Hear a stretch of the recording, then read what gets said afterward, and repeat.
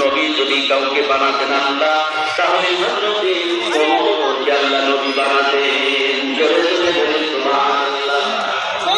একদিকে আলী রাদিয়াল্লাহু তাআলা আনহু বললেন, তার জীবনের সাহাবীদের থেকে শুরু করে যত মানুষের আমল আছে, এটি কোনরা হিজরতের রাসূল করিম সাল্লাল্লাহু আলাইহি ওয়াসাল্লাম গুহায় আশ্রয় গ্রহণ করলেন। আল্লাহর রাসূল